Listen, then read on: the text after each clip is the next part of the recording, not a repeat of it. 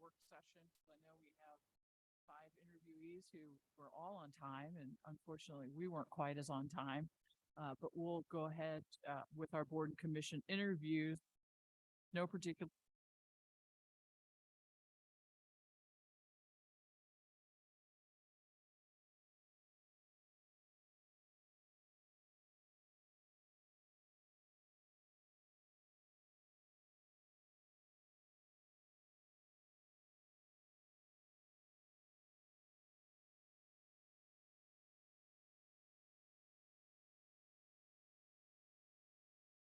Here. Okay. I'm Mel Wilson. I'm the Deputy Director of Planning for St. Louis County. I've been there at the county for just over 6 years now.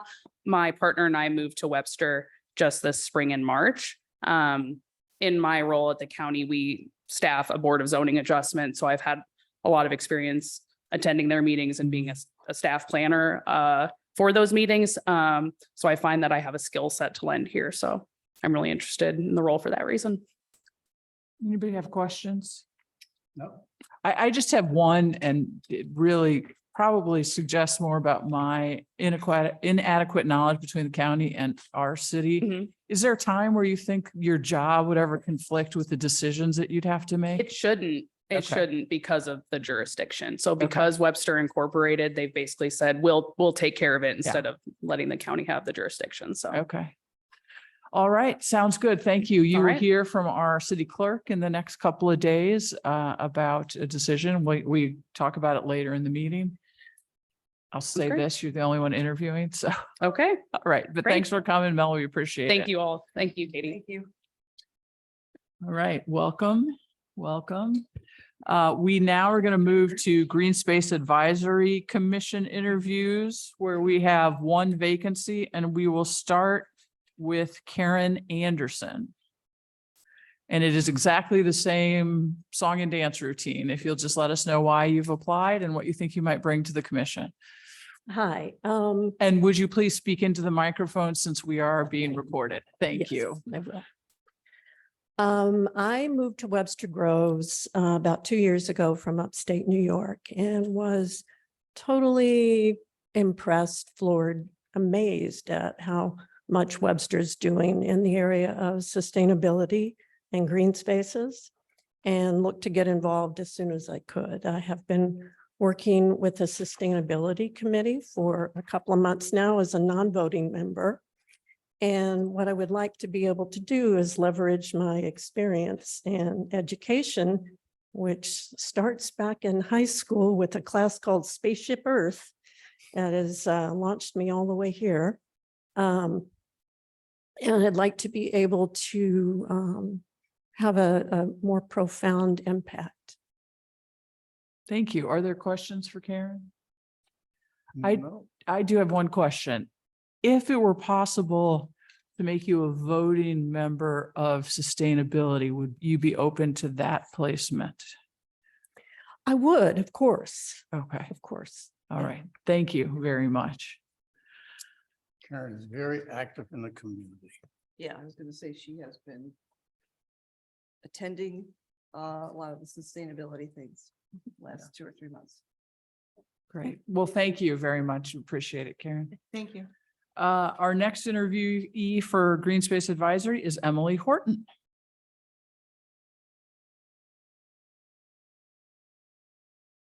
I don't hear very well, so you're going to have to yell at me a little bit. I'm a sort of lifetime resident of Webster Groves. My husband and I moved back 26 years ago. I was so excited about the NOMO event in April. I thought I would like to be part of any activities that would expand on that for the city, because I thought that was a great commitment for the city to, and kind of brave too.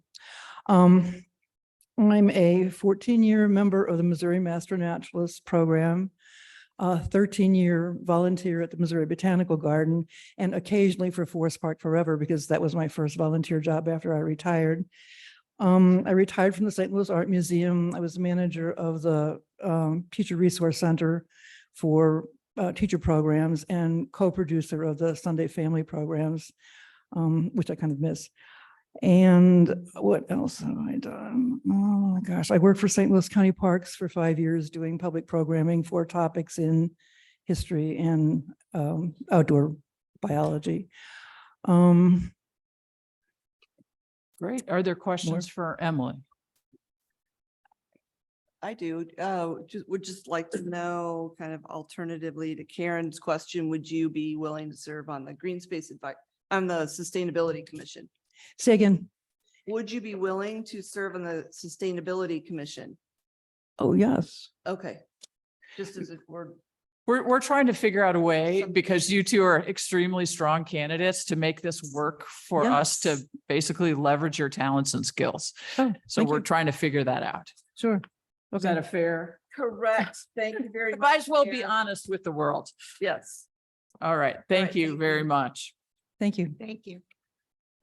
We are going to move on to Historic Preservation Commission, where there are 3 vacancies, and Hillary Perkins is here to interview for the Historic Preservation Commission. And I think you probably got the song and dance already. You know what is asked of you. I've spoken to a city councilor. Yes, or two in my exactly. career. I'm Hillary Perkins. I am a 24 or 5-year resident of Webster. We raised our kids here. I was fortunate to be able to retire recently, so I have time on my hands and I'm just looking for volunteer opportunities. I love historic preservation in general. I probably would have been a architectural historian if I knew that that career existed when I was 18 years old. But I saw this as an opportunity to maybe get more involved with the city. I'm also an urban planner by training. So, and I've been doing that for over 20 years. I retired from the city of Maryland Heights a couple of years ago. I'm also volunteer at the Hawken House. And I'm having a blast doing archival research over there. There's all these collections and we're looking at documents from turn of the last century, and trying to place them where they belong in Webster Grove. So I thought this might be a nice complement to that work as well. Are there questions for Hillary? All right, Well, thank can you. I ask? Oh, sorry, just one please go right I ahead. was just curious, just given your experience and kind of what I know about you in planning, if Historic Preservation Commission was an obvious choice, or if you would also, like, if you had looked at other commissions as well. I'll tell you the truth, I'm aiming for the Planning Commission, That made sense to me. but, and Mara and I go way back. We've been friends since before she started working here, so. Just curious. Thank you. As Thank the historic preservation liaison, I'm very excited. Oh, good. Awesome, thank you. And, it's a great commission, and Mara's the staff liaison on that too. Yeah. It's great. So sorry I came in late while you were talking. All right. Thank you for being. Right, thank you very much. Thank Hillary. you. Thank you. All right, we're going to move on to the library board, where there's 1 vacancy. Frederick Toll, is that Tully? You wouldn't know by the spelling. Right, Tully, Frederick Tully, Right. please. Right, so I'm Fred Tully. I've been not quite a lifelong resident of Webster, but most of my life. Got my first library card at the Webster Library in 1961. And I still actually remember the number. It was 61-335. So that's how I know it was 1961 when I was 8 years old. So when I found out about the opening, I thought, well, the library's given me an awful lot. I've been there, gotten 1,000 times, 2,000 times. I've checked out so many books. So if I can give back to the library, I'd be very happy to do that. And I was, for 15 years, I was the general counsel of the St. Louis Housing Authority, which is a municipal corporation, government entity, I guess much like the library board. And as general counsel, I had my finger in every pie, procurement, employment issues, employee benefits. Of course, we had to review the dozens, hundreds, thousands of regulations that we operate under from HUD. Worked with the finance department, the IRS, even though we don't pay taxes. Nobody escapes the attentions of the IRS, I guess. So I dealt with them, dealt with the city a lot. What else? Real estate, selling, drafting contracts. Now we did developments, so I'd be involved in that. I'd advise the Board of Commissioners and the Executive Director on legal matters, oversee outside counsel. We'd get sued from time to time, so I was there for that. And insurance, of course, very important part of the puzzle. So that policy formulation, I was involved in that and drafting policy documents. So, I think I could be helpful to the board if I'm appointed. Are there questions for Frederick? No. I do have one, and that is, are you familiar with this past spring, there's something that became known as the Ashcroft Rule that is regulating library lending policies and setting standards for appropriate of who can check things out. And if I know that's one thing as the liaison to the library board that they're grappling with. And I was just curious if you had any thoughts. Yeah, well, I know from dealing with HUD that it's always very annoying to have outside parties interfering with you and trying to tell you what you should do, when frankly, you know best, generally being on the spot. So, yeah, I know a little bit about that. And it's frankly, the idea that the state lays down these blanket rules, which, well, I know how hard it is to deal with those. So yeah, it's an issue, obviously, a rather serious issue. But I strongly disagree with the state's actions. And you look for ways, as an attorney, you look for ways to get around it. Yeah. All right. Thank you very much. Okay, thank you. All right. We will have our discussion when we get to that at the number 5 in our agenda. Those of you who have interviewed are welcome to stay. We're going to do our quarterly budget and finance report. So if you'd like to be here for that, the 2 gentlemen responsible are chuckling in the background when I say that, as if you wouldn't stay. But you're welcome to do that. Is there anything on the regular agenda that council would like to review? All right, then how about we start with updates, and we're going to go over and start with the city manager for a change. Madam Mayor. We only have one update, and that's that the pavilion that was ordered for Ivory Crockett Park came in last week. So it's very exciting. So they're going to start installation of it this coming week. Excellent. I know. All right. I don't have any updates, but I would like to maybe suggest that in some capacity, it might be good to discuss what's going on with these anonymous letters. And how aware we are, like if they're happening, if residents are receiving them across the city, we know about a couple that have publicly shared that they've received them, letters basically intimidating or criticizing people for what they display in their yard, but not signed, no return address, through the mail. We've been receiving them here at council. So let's be very specific. We're talking about homophobic and transphobic letters that have to do with the celebration. Anti-Black Lives Matter. Yes, also. Yes. Maybe I There's missed that one. another part. Yeah, so there have been multiple topics at this point that have come up for residents. For us, they have been about the flag flown primarily, the letters we've received. And I'm curious if there's a way we could maybe keep a log of what's been happening. Are we seeing this escalate? Are we seeing more and more? Is there a recourse? If so, like, I'm less concerned frankly about us as a council receiving letters. We get letters all the time. But individual residents being targeted for flying a pride flag in their own yard, I have a hard time with that, especially with the fact that it's anonymous makes it a little bit threatening, even if there's no threat of harm. So I'm not super familiar with what crosses the line and what happens there. But I'm also pretty sure there's more than what we've heard about in terms of what residents have received. And I'm just not sure what to do with that, but I don't like it. So thank you, Councilwoman Richardson. It is incredibly disheartening, the number of letters that have been received just within City Hall. So we have not tracked those that are received to staff or council. And, quite frankly, it has not been rare that they are received. And so we haven't. We read them, we toss them. But it certainly is a good idea to track them. In terms of residents, I will certainly speak with the police chief about it. I don't know if they are being reported, but would certainly encourage any community member to report that so that we can track it and so that it can be monitored. But there's definitely room for a deeper discussion on this type of activity occurring within the community. And I will say, I will say that as a matter of new habit, anything that comes just to me in that area, I will send on to the rest of you because I think you need to be informed about I appreciate that. some of the communications that I receive. Now, if it's a routine, get the Department of Public Works to do this for me, you all don't need that one. Thank you. That's all I had. Right, Emerson. No updates, Mayor. No updates, but I agree with, I'm back with Sarah. It's something we need to discuss more. No updates, Madam Mayor.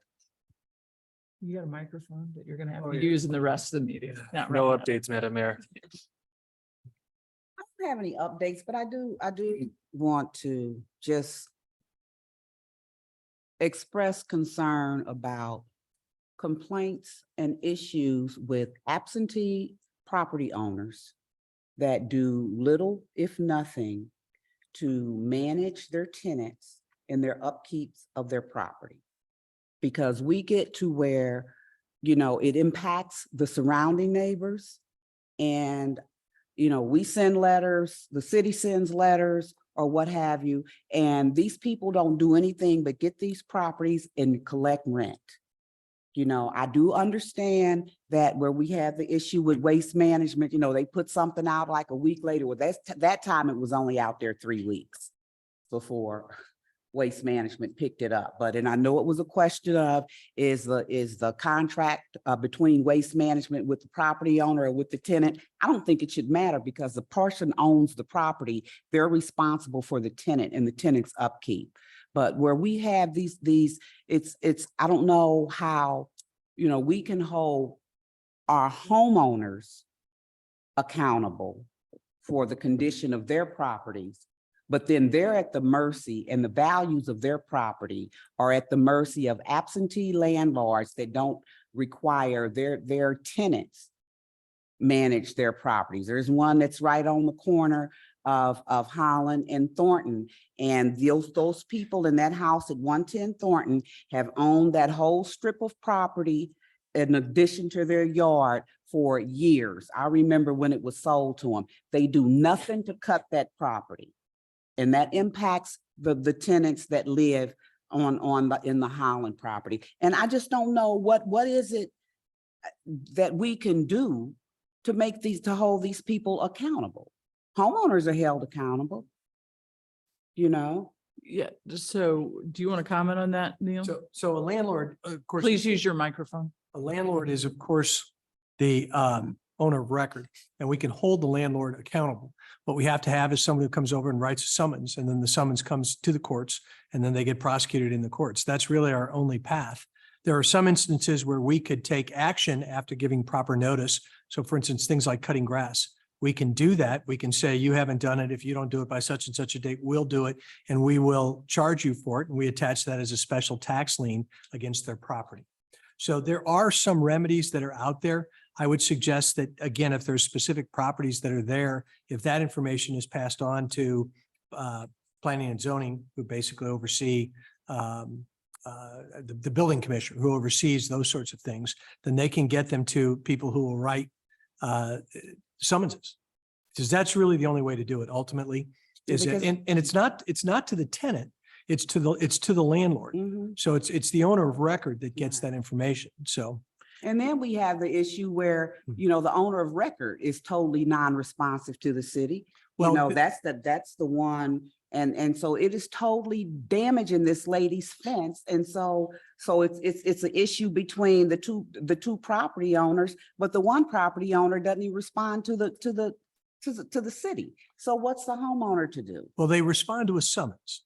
So again, they may not respond to a letter, they may not respond to correspondence, but if they get a summons that says appear in court at 7 o'clock on the second or fourth Wednesday of the month, they're going to show up. And if they don't show up, then there's warrants that get issued. And it's rare to issue a warrant on a housing matter. But the one thing that you learn when you become a municipal judge or you're a municipal prosecutor is that the housing codes are the last defense that you have against property depreciation.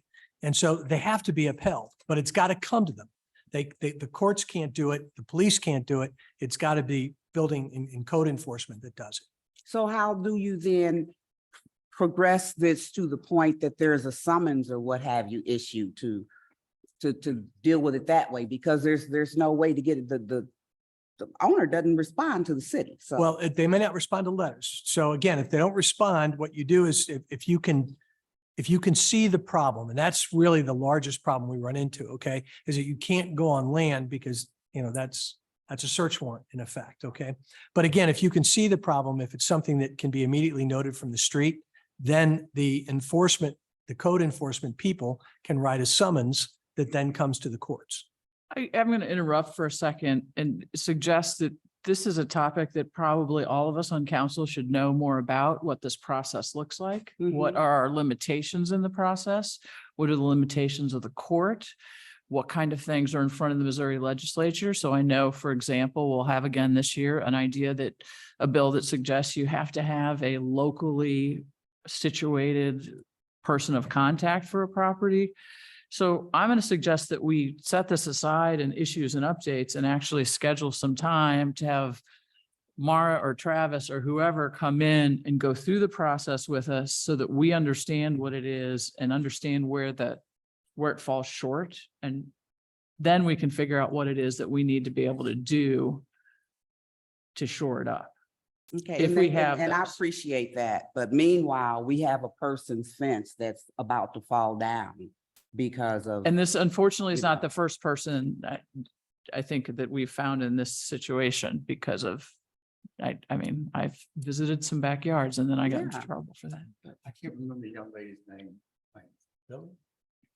Tommy Tommy. Neal. Yeah, I see Tommy out Yeah, all the time Yeah. looking, you know, Mhm, Mhm. mhm. That's true. park on the side. she does a great job. I Yeah, mean, she yes, does a it's not great job. right. I have mentioned some things to her. Mhm. Okay, she tell me I'll park too close to something. So She's one person. How many people are out there?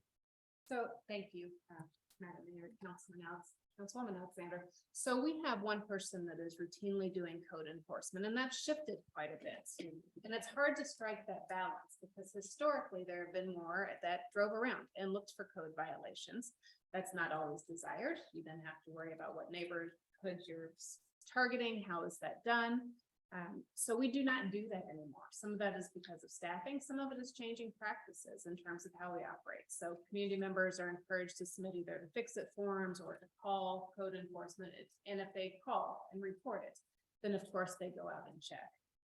And we will certainly schedule this for a more in-depth conversation. I certainly understand the frustration, but a lot of it is, as the city attorney said, we can't go on property, and if we can't see it from the streets, that's where the issue. And there's also some other fence concerns, and I'm certainly not the expert in that area. But it's an area where we have a lot of limitation. If we cannot go on property, which we shouldn't be able to go on property or look And at that's- backyards. And that's fine. But both of these examples I'm talking about, you can see from the street. You don't have to go on the property. One's a vacant lot and it's the whole length of the lot. Emerson's been over there to see it. You can stand on the street. The other one is at the corner. It's Thornton and Holland. It's very visible. It's not. So. Yeah, I'm going to suggest that for the sake of time and getting our other business in, that we do go ahead and schedule this and Dr. Peebles and I will talk about doing that sooner rather than later. Emily? So just wanted to back up, Sarah, mentioned the letters and along those same lines, I know we've had symbols at Larson Park and on stop signs and things like that. And I think it would be really helpful for us as a community to know, like, what is the protocol? Like, should they call the police? Should they report it to who? Like, what do you do if you see something like that? So I think that for the letters and for that type of thing. Had a great Baroque concert. Ended a little earlier than planned, about 9 with the rain. So good company, good music, good bats flying in the trees. That's always my favorite part.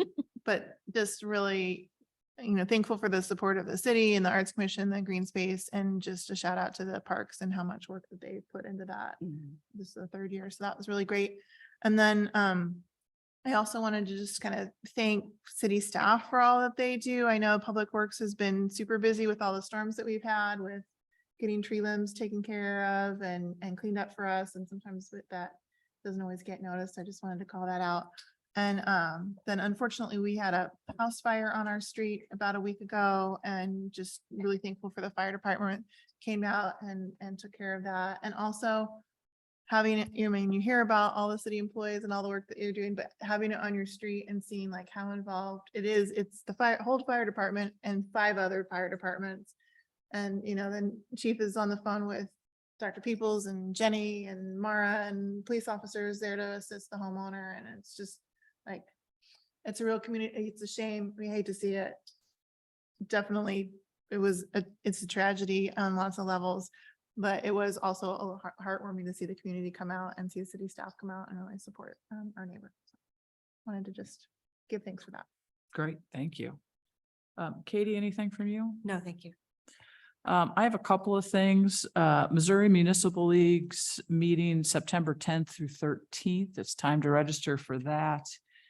It would be really nice if someone would join me there. So think about that. As you saw in our Friday email from Dr. Peoples, the National League of Cities, whatever the city's conference is called, and maybe the City Summit, thank you, is November 15th through 18th. So if there is anyone available to go to that as well, you know, we have gotten some really valuable information back, especially from the National League of Cities, and it's led to grant money for us already. So if you're available, please take a look at that. I know that registration fees go up pretty soon. Arts Commission met, moving forward on signs for our public art around the city, and also they're developing, and we'll hear about it more, I think, in the upcoming months. The replacement is needed of the City of the Arts banner, and they've got a new idea to highlight arts organizations and actually get the arts organizations to subsidize the payment of those. So hopefully we'll see something from them relatively soon. I will echo Emily's statement about Burr Oak. It was a really great concert. And I do want everyone who is involved from the city to understand. I had a conversation with Margot Parks beforehand about how just grateful she was to all of the city organizations and commissions and staff members who worked on that. They very, very happy with that. If anyone happens to be free tomorrow morning on the council, 9:30, I have 16 high school students from Civitas coming in to talk about income disparity and the history of Webster Groves and all issues that might have to do with housing. And you all are welcome to join in if you'd like. Here at City Hall. It's, yes, 9:30. I think they'll be here about an hour, 9:30 to 10:30 probably. And then last but not least, I sent you, and then Katie included it in the packet that sent to you about Missouri Good Neighbor Week. Are we okay to move ahead with a process for letting people submit good neighbor kinds of things? Okay, Yes. then I will get that done. All right. Can I This- say one more thing? I was just going to say, this is the time somebody always remembers something. So please go ahead. I did want to mention that, that you and I were able to attend on Oh, Sunday. yeah. The Missouri Historical Society is rolling out a new public tour of Webster Groves. It's their first historical tour that is based in the county, not in the city. And it's a Webster Groves resident who leads it, and she is an expert in Webster Groves and beyond. And it's a couple hours of walking around Old Webster and hearing lots of really interesting and kind of hilarious sometimes stories about the founding and early history of the city and what's kind of happened since then. And it's going to be offered multiple times kind of throughout the summer and fall. And I would encourage you, if you have the opportunity, to take advantage of that. It was a great tour, even on a really hot and sweaty day. But It that's on was. the Missouri History website. You can book those. Thank you. All right, we're going to go on to our topics, the FY23 quarterly fiscal update, and we have our Assistant City Manager and Director of Finance, Mr. Peterson. The floor is yours. Thank you, Madam Mayor, in honor of the budget not being the biggest story in Webster Groves, and CJ Mugg seems to be, I didn't wear a tie today. As Jenny pulls the report up, you'll notice we have added a different name to this report. It's not just a quarterly budget report. It's called a preliminary closing report. So what that means is at this point in time, this is where we see the budget closing. Now, the budget, really, we have a soft close that comes when we start the audit. middle of September. And then, of course, the annual report that's issued really is the finalization of those numbers. The auditors look at any journal entries that need to be made, moving funds around and such things that we may not have caught or they catch and they say, no, it should be done this way and accounted for. So that's when we get to what we call hard close, and the fiscal year is closed at that point. So as you can all see, like in the calendar, we're constantly dealing with 3 budgets. We're dealing with the past one because we're auditing it. We're dealing with the present one we're in, implementing and executing, and then we're designing the future one that's coming up. Because we've already started now talking about what's the 24 budget look like. The 23 budget is just going into audit phase. So lots to talk about, but we are to talk about 23 and to give you an overview. So I have the extra mouse. And let's see if I can find the mouse. There we go. So I want to remind everyone that webstergrovesmo.gov/budget has all the documents that we're talking about tonight for folks at home. So I do encourage you to grab that and go online if you're following along. Riveting conversation this evening. This is a new word that we haven't talked about much in our reports. It's called variance. It's a very important tool when it comes to analyzing how the budget do compared to how we thought the budget was going to do, the plan versus the actual. So the variance definition, the difference between the intended budget amount, the actual amount, including encumbrances. Encumbrance is another word we don't use often in our policy conversation, but an encumbrance is simply a statement from the city that we have designated this set of money within an appropriation for this purpose. Usually it's accomplished through a purchase order. That's how you encumber money, the most common way. So give an example, the fire truck obviously had a purchase order issued. The whole value, the purchase order is on a blue piece of paper from City of Webster Groves. The vendor knows that until they hear differently from the City of Webster Groves, that is our commitment to continue forward with that purchase of the product. In terms of the financing is there. It also is a way to check and make sure the financing is there. So a department doesn't have $100,000 and says, oh, we need to buy a $100,000 vehicle and has zero money left for other things else. If you don't have the money in that account, you can't get a purchase order for that amount of money. Hence why sometimes a purchase contract has a budget amendment added. So encumbrances and variances we haven't talked about a lot, but this is the time of year they start to matter, and we bring them back into the vocabulary. So as we look ahead to budget closing, and we have the entire document for you all have that in front of you. You can see all the numbers from New World, and those at home can see it as well. I did want to, we changed this a little bit, so I'm going to grab me and get it out of the way here for a second. So again, we have our budget number. We have our actuals year to date. Actuals do not include the encumbrance, and I'll explain this in a second. Okay, actuals are actual, meaning that money has gone out from the city. Okay. The percentage year to date, however, does include the encumbrance. Okay, so I'll get to that in a second as well. And then the variance is the difference between that budget, the plan versus the actual. Okay, so the encumbrances aren't in there as well. So it's a weird setup the way all the accounting reports out, but overall, the budget picture for 23 with this reporting is fabulous. So just kudos to all of the city team and all the work.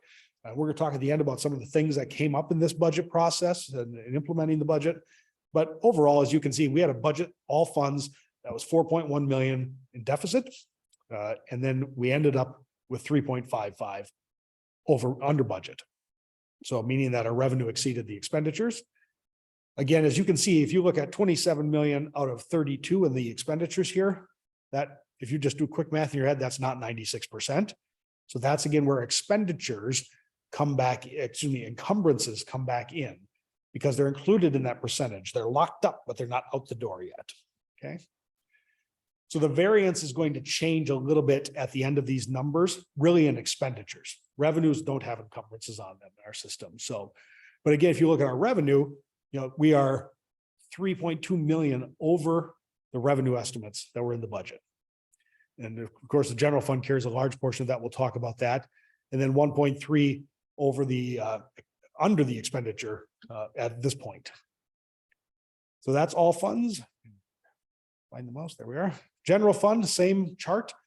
We had revenues budgeted at 18.6, expenditures at just over 19, $482,000 deficit as we started the budget year. If you look to the actuals now, where we ended up, $2.4 million surplus for FY23's budget. So that is extra revenue, as you can see, we're almost $1.6 million of revenue over what we intended in the budget. We'll talk about those things, walk through that. And then expenditures, 17 million, 17.8, about $1 million less. Now, there's still some encumbrances that will come out of that, so that variance may go down yet. But actually, I think our general fund encumbrances are only $200,000. And the important thing about encumbrances, they may not happen. You may just be holding the money because you had the purpose, but if the purpose dissipates, you don't need it anymore. We just unencumber the money and they fall to the bottom line. So The actual year-to-date revenue at this point, does that include the roughly $750,000 in reserve use? no. So there was no reserve use in this budget. Okay, So there was no need in fiscal year 23 to draw on the general fund balance. ARP, we did move over the designated amount for revenue loss, but the influx of the one-time revenue, which I'm going to talk about, negated the need to pull down the savings. So new cash came in the door, even though it's one time, solved that problem that we don't have to take it out of savings. gotcha. Eric, can you help me just get Yep. oriented a little bit? Sorry. That's okay. So revenue across, budget actual Mhm. variance, expenditures across. In my mind, I'm thinking that the sum of the variance rows, so the negative 1.6 and the positive 1.0 should total the The two actual? columns. Remember, actuals don't include But encumbrances. the variance does? The variance does not. So that variance is built on the actuals versus budget. The Right. percentage is the only place where the encumbrance. Yeah, so percentage, not worrying about the percentage, Exactly. but like the budget, the two columns, the budget and the actual Okay. columns, those totals at the bottom there. Mhm. In my mind, I'm thinking that those two numbers should add up to the same number as the rows do. And they don't, and I think there's probably a reason for that, but I just can't figure it out. So when we're looking down the columns, we're simply comparing in that year, are we in balance or not, Yeah, right? So when we go, the revenue budget actual to date, the variance is deciding not between revenues and expenditures, we're looking at revenue versus revenue. When you go left to right, yeah. so you got apples and eggs, apples and oranges, excuse me. Yeah. Apples and eggs, it could be, Works too. yeah, Link stick, did you say, Neil? So, So with that, like, it wouldn't make sense to like sum the rows or sum the columns. That no, would it not be it meaningful. won't, it won't give you that. So the net grand totals are only going to show you your balance or not balance of a budget, the bottom columns. Because that is looking at your budget plan and your actuals. Did you budget for balanced budget? We did not. We were going to need reserves. Yeah, That's with the amended budget. If you remember, we started at like 800,000. The actual year to date is going to show you we ended up in surplus, right?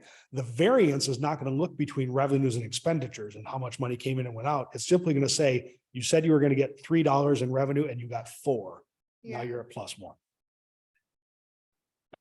I know what you mean. Trust me, I've spent some time thinking about it myself.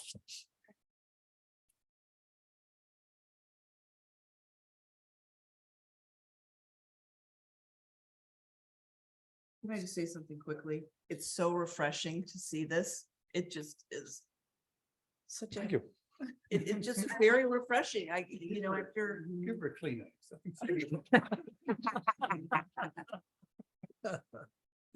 It's just been it's been a long Mhm. couple of years, and to know that we're like, that this has changed. We've changed, we've stopped doing a practice, at least for 1 year, that had been going on for a while. It's just very refreshing and I cannot stop smiling about it. Mhm. So I really appreciate everybody's work so far. I know we haven't even gotten into the details, so. I'll be the cynic for you later on about that. So, but just real quickly, a couple major funds that we wanted to highlight. So capital improvement funds, same thing. We had a budget that was $500,000 in deficit, meaning pulling from the fund balance from capital improvement. The actuals inverted, and it turned out to be a surplus of 247. Now, why does that happen in many ways? Usually it's timing of projects. We're going to do a project, it didn't work out, or we end up with a grant on something and we end up not using those types of things. So that is really good. But again, you see, when we get to revenue, this is a real easy one. That's pure sales tax. That's the capital improvement sales tax. One sales tax, $308,000 over the estimate. And so, and now when we talk about variances, and one of the things why I had that highlight of the definition is there is a conversation going forward. You know, what is our goal for variances, right? Because variance is really talking about how much are we putting on the table to be spent versus how much is needed, right? And so you've got some departments that are really living right close to the margin. You've got some departments that were closing the year at 60%. Why is our actual year to date on the expenditure so low? The 1.7 Yeah, I mean, especially compared to what our budget was. for the 2.2. I think there was a project that we didn't go forward on. It's Parks had the lowest. If you ever want to look at that, Addition that we didn't do, maybe? that was in 22. So if you go in this document, and for those at home, so if you're ever asking, so I'll point this out to you. So if you go to page 26, what you'll see is that's the capital improvement fund. And then there is, if you go down, you'll see Department 2 Public Safety. Sorry, I'll let everyone get there. Page 26. Eric, off the top of my head, it certainly doesn't make up that delta. There were the 2 vehicles that weren't ordered. Right. So that some of this is projects and things. that did not move forward. So when you look at the variance number that we're talking about, the variance is the column that says budget dash year-to-date transactions, okay? And so when you look down at those variance numbers, if you look, obviously general government, oh, that's on page 25, but getting into the next line, and just grabbing it here, police capital improvements were 77% of budget. So they had 42,000, they only used 33, but that's $10,000. The sewer lateral is $100,000. That's a different fund. So that wouldn't be in these numbers. All right. So that's hence you have 4 different numerologies to deal with. You have the fund, the department, the program, and then the accounting code. I think really you're going to see most of that savings. I'm gonna look at the encumbrance numbers here for you. So if you look at the year-to-date encumbrance line all the way in the bottom of the capital improvement, 396,000 is encumbered, council member. So that is almost the delta between the actual expenditures and what we budgeted. Gotcha, thank you. Oh, so that's why Right, so the if dollar amount for actual looks low at 1.7. Correct. But the percent. the percentage is at 98, yeah. Okay. So in reality, all I've done in here is create a much simpler chart than all of this, but this gives you every piece of data. You can see where the money has moved and such across the way. Park Improvement Fund, revenues estimated just a little over $1 million, came in so far at just under $1 million at 994. Expenditures here. So this is an area where we have a variance, quite large of a variance. We approved 2.1 million in expenditures, and we have so far $600,000 out the door. And I believe we can look quickly and tell you how much is encumbered in the Park Improvement Fund. That's Fund 30 for all of you who remember fund numbers off the top of your head. Fund 30's encumbrances are 727,000. So altogether, that gets you 64% of that 2.1. Which still leaves quite a number left on the table. Why So- is that number left on the table? Well, meaning that you planned for it, you put it in the budget, you authorize spending on these things, but obviously if it's not done, meaning actual or it's encumbered and held, it just falls back into the fund balance. So does that plan move on? I don't know. It's not. Well, I guess that's what I'm trying to understand a little bit, Eric, is like, I just don't want there to be the impression that we have tax revenue and we are not spending it. Because it seems to me that over the past 20 years, that's what we did. And so we were able to create this huge reserve or continue to create a bigger reserve based off the sale of our water district. And I guess what I'm just trying to make sure the public understands is that we are still proceeding with the projects that were planned for the most part. It's just a matter of timing. Yeah, so this one is obviously we are proceeding with much of the projects. There's 700 some $1,000 that isn't proceeding, or it may have just simply said that plan that we had isn't going to work. So we let it fall back in the bottom of the budget. But that is, again, as we talk about variance, something for Dr. Peoples and I to look at and converse about, how do we hold into capital plans so that they're moving on and moving forward? This encumbrance is important because oftentimes you have, the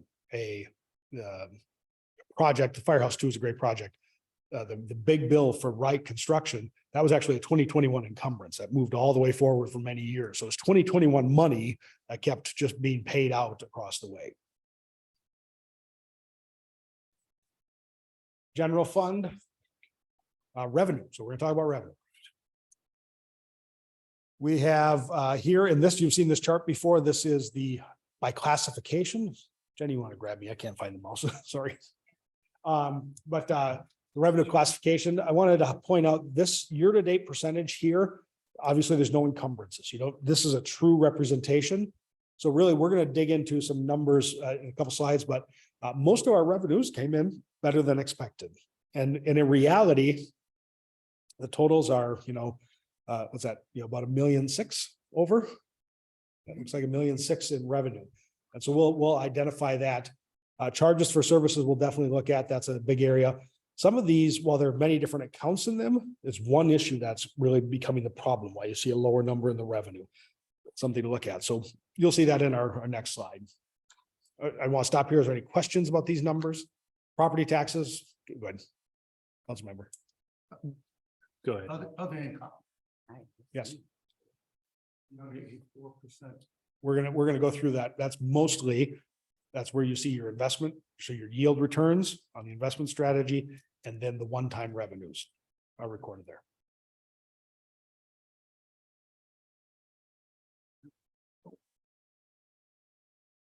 So this is the revenue. This is the variance now to show you very clearly the variance in terms of whole dollars or real dollars. So if it's in a parentheses, that means we got more money than we planned on. Okay. If it's a red number without parentheses, revenue, now it's flipped. You think the parentheses are a loss, but they're not because they're more than we planned. So the other ones that are not in parentheses are underperforming. Utility taxes, we're going to talk about, we've had them underperforming for years. Licenses were a little bit down this year. Fines a little bit as well. We'll talk about that. Charges for services, the biggest area where we saw underperformance. But look at the other variances here that you see. Intergovernmental revenue. Really what that is motor vehicle license taxes and such. So as you were selling state auto sales tax, value of cars went up. You really saw that intergovernmental revenue go up as cigarette fees are going, or taxes are going down. That shot up and overcame that delta. Property taxes was stable and flat as we would expect. Sales tax was just about 8,000 over our estimate, which is good. We like it when our estimate's really close like that. That's now that to say, there's still 2 more months of sales tax data for the pool to put in here yet. We're not done adding revenue to 23. And then we have looking down to license inspection fees and permits. We're going to just highlight that where that real money comes from. It's really building permits and excavation permits. They've really highlighted, moved up this year. Rec fees, all of recreation, as we talked about, kudos to them. They have just exceeded their revenue estimates for the year. The rec fees are just bouncing back to pre-pandemic times. They're a little bit up. Some of them are up, some are down. So I mean, it's not a 1-for-1, like everything moved back to where it was. I think, you know, there's a changing world, but it's sort of nice to have really in an honest way. This is the first year we've seen COVID's enough behind us that we can say, okay, here's a new baseline to work from in some ways, you know, without a fluctuation. So now we're going to take these individual items and really dive in. Utility taxes are on the top chart. Utility taxes are water, gas, telephone, electric. As you can see in the variance, again, if it's in parentheses, that's more money. So gas got us more money on the budget. That is because Spire got an increase in their natural gas rates. And so that's, you know, added in. So people paid more for natural gas. We get 7% on now the more as well for our gross receipts. Really the one that we have consistently worried about, water and telephone are certainly important parts of the budget, but the electric gross receipts were 235,000 under budget this year. And we had budgeted lower this year already. The electric gross receipts, yes. Yeah. Yeah. So it's down more than that from previous years. Correct. People just using less electric. Great question.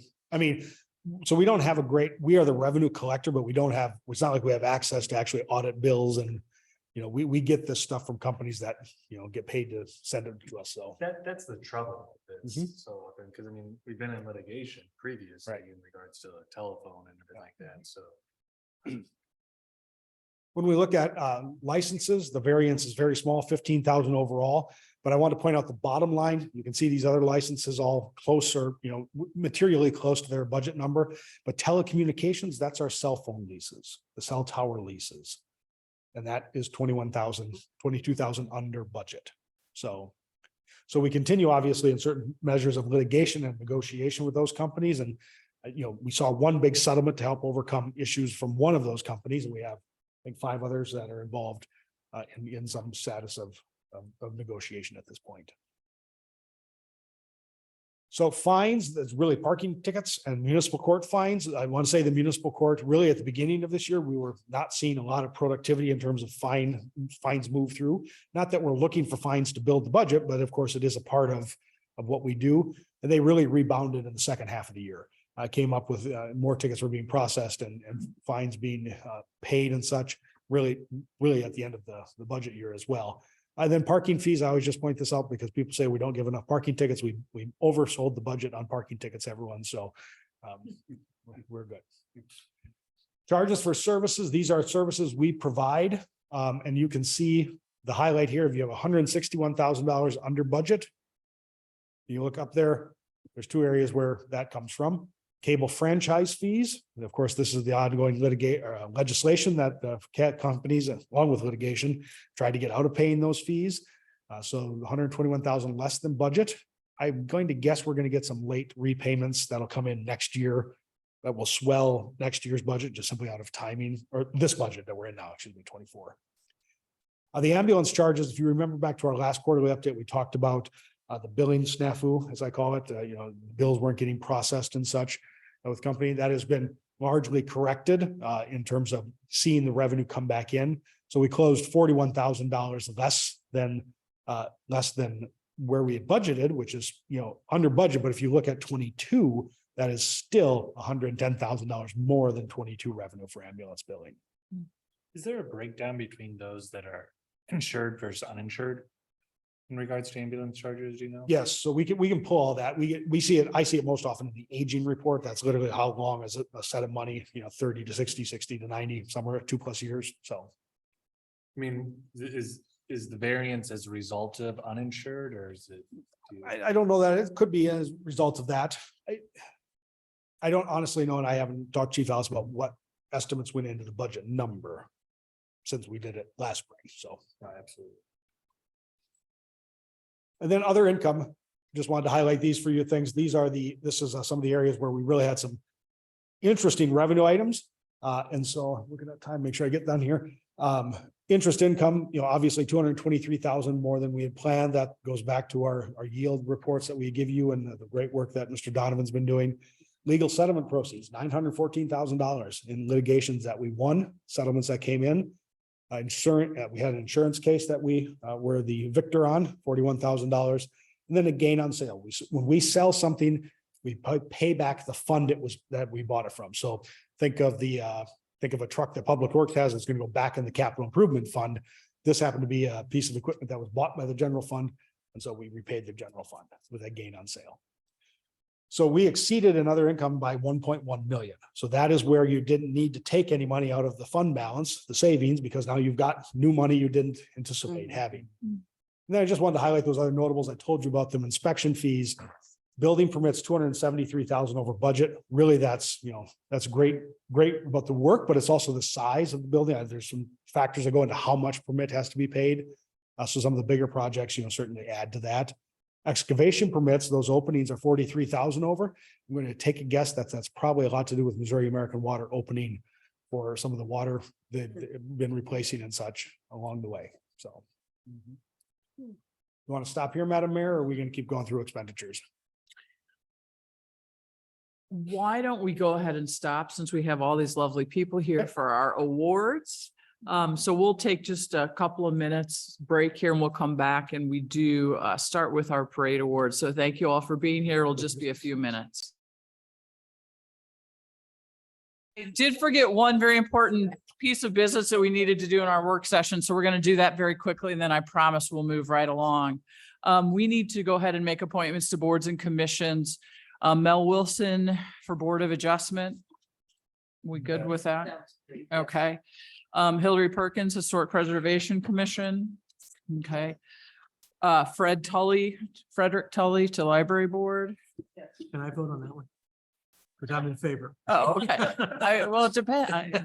Janine Harris has served one term on the library board and wishes to be reappointed. I will say she's a very active member of the board. Okay, so this gets us to the harder one, and that is we have one vacancy for Green Space Advisory Commission. Karen Anderson and Emily Horton, both are really good candidates. I will be in favor. She's been participating with that group. She's been She's participating with sustainability, and we And do. green space as well. Yeah. Yeah, so the question I think really is, they both said they'd go to one or the other. And the question is, who goes to which one? I mean, to me, it seemed appropriate for Emily. She said she was a master gardener and they always can use that expertise. I think they may have one master gardener. On green space? Correct. Okay, And I know that Karen's in a program at Merrimack as well. Yeah, she is. Yeah. Horticulture. I think they would both be great on both. yeah, I would say, just looking at Karen's resume, she has a very strong communications background. And as we move forward on the sustainability plan, that's going to be a huge portion of how we move forward with it, which I think might suit her for that. She would have extensive background. Oh, well, that's like music to our ears here. So I'm gonna propose that we have Karen go to the Sustainability Commission and Emily to Green Space, assuming they are both amenable to that. All right, we are finished with that portion now. All right, so let's call to order the regular meeting of the Webster Groves City Council for July 18th. You're welcome. We're great, happy to have you here. So it's nice to see so many of you too. And I know it's going to be short-lived, but that's okay. We welcome questions, ideas, and comments from persons in attendance. Members in the audience, make comments. If you fill out a comment card and you'd like to make a public comment, they're available on the table by the door there. Please go ahead and pass them up here to the dais. You'll have 3 minutes to make a comment when we get to that portion of the agenda. And if there's anyone on Zoom, we'll have you use the raise your hand function to do that at that time. We are going to go ahead right now and start with the roll call. Yes, Mayor. Mayor Arnold, Here. Councilmember Bliss. Here. Councilmember Franklin. Here. Councilmember Smith. Here. Councilmember Alexander. Here. Councilmember Richardson. Here. Councilmember Hickson Shepherd. Here. All right, for the main event this evening, we have the Community Days Awards, which Director of Parks and Recreation Scott Davis is going to facilitate. I'm going to go down and help hand things out, and any member of the council who might want to come hand things out and be in pictures is welcome to join me. Or not. Don't move so quick. I just don't like to stand and. Go ahead. These are picking up them speed. I don't think people can see it for some reason. So this is interesting. It's a responsible power to bring this ideology of our local government and endorse it. I got How you doing? All right. Well, thank you all for coming tonight. I want to start with our 2 MVP awards. The first one is for Telly Tire and Auto Centers. They were our presenting sponsors of the parade this year, which really helps out with all the funding that goes to make the parade happen, to get the golf carts and do all the fun stuff. So we really appreciate them. They were also in the parade and had a great entry into the parade. So come on up, gentlemen.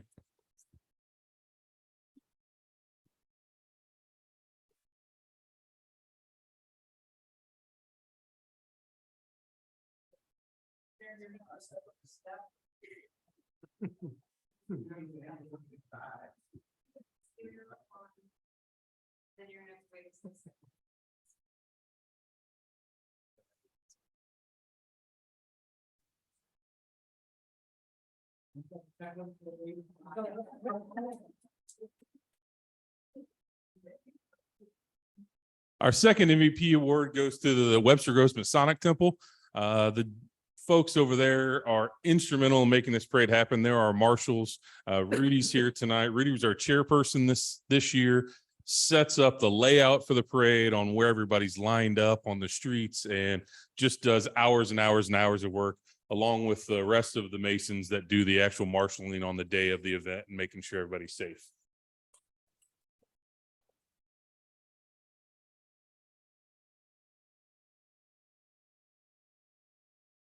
Yeah.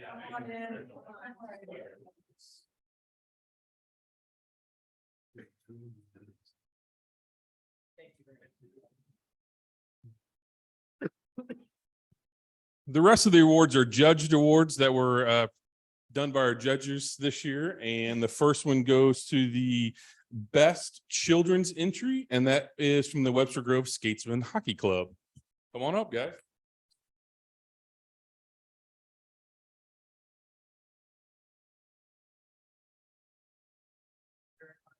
Congratulations. We're gonna all figure it out.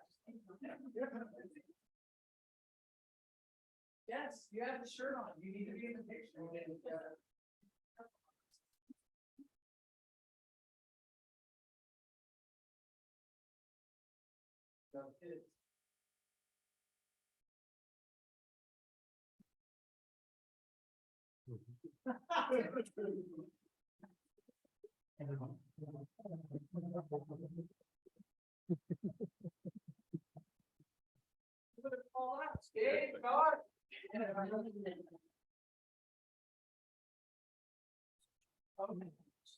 I know, but it's your life stuff. The outstanding award for children's entry goes to the Webster Groves Aquatic Center lifeguards. And I do not believe any of them are here because they're all working right now. I'll give this to them tomorrow. Our civic entry, best civic entry, goes to the Webster Groves High School class of 1973.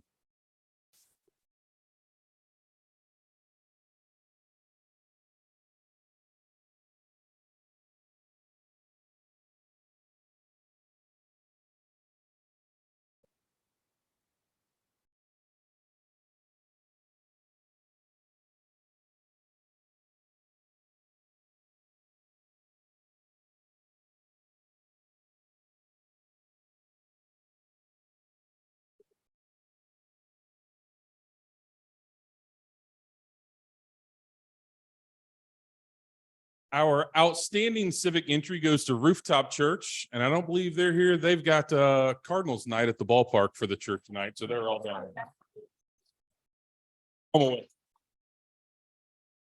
The best classic entry goes to the Gateway chapter of the Veterans of the Battle of the Bulge.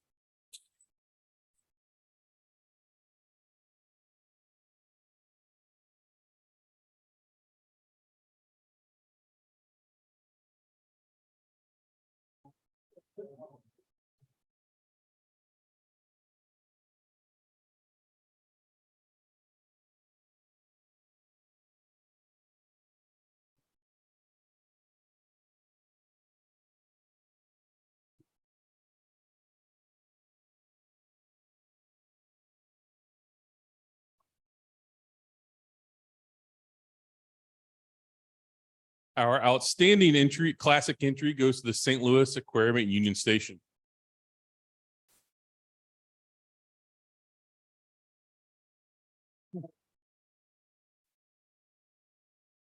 The best commercial entry goes to Pine Hollow Farms.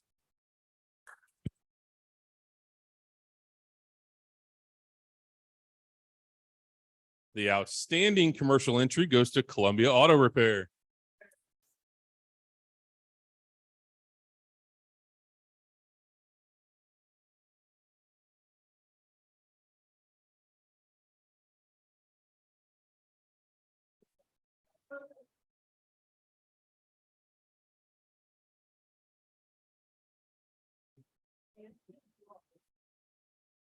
Oh, good.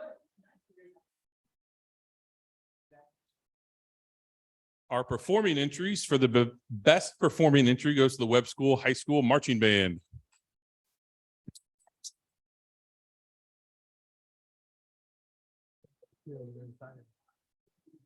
And the outstanding performing entry goes to the Webster Groves cheerleading.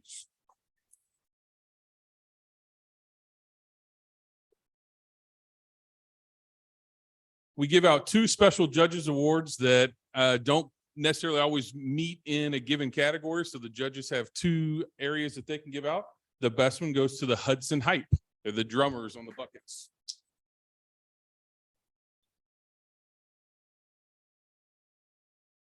And the outstanding special judge award goes to the Helfenstein Lawn Chair Brigade.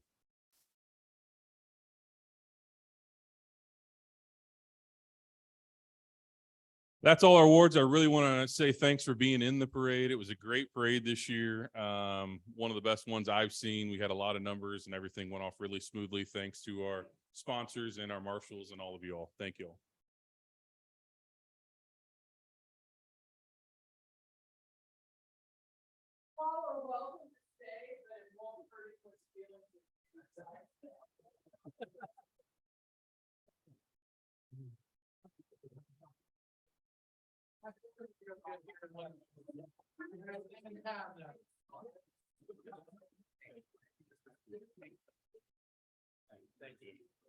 Thank you. Thank you.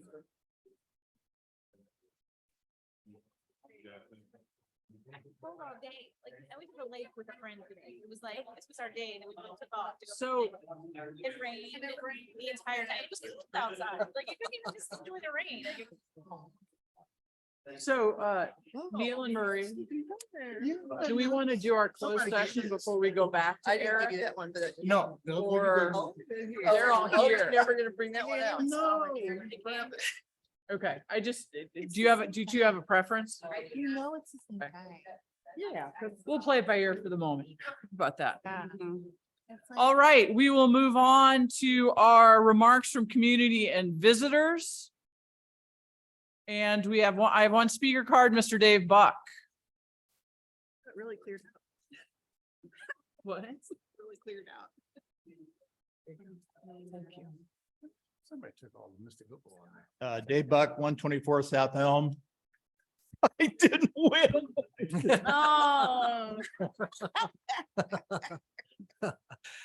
Oh. Seriously, to me, Webster's responsive government begins right here. For whenever residents ask a question now of council during remarks, Laura will reply that while council's policy is not to respond at that moment, she will call or somebody will call them shortly to respond and answer their questions, which I love. I think it's great. As such, I have a question tonight and I would like to have answered this week by Laura or somebody. The question is, what exactly is council's position on Webster Groves adopting City of the Arts as its official, overarching, and unifying slogan? I sent you all an email, my last email on the subject last week. I have no idea what council is thinking about given these 4 mixed signals. 1, City of the Arts street banners are still out. They're right on Lockwood outside of City Hall. They're still being used for several years. 2, on the city's website under community, there is a City of the Arts link to its own page. 3, the slogan City of the Arts cannot be found anywhere in your new strategic plan that you're adopting tonight. And the arts are not, amazingly, one of your 6 strategic goal areas. However, strengthen economic development is one of your 6 strategic goal areas. And without question, the arts, and I mean all the arts, such as the culinary arts, are a major source of our city's economic base and strength and has been for a very long time. The amount of art-related commerce that's generated in our town of our size is remarkable.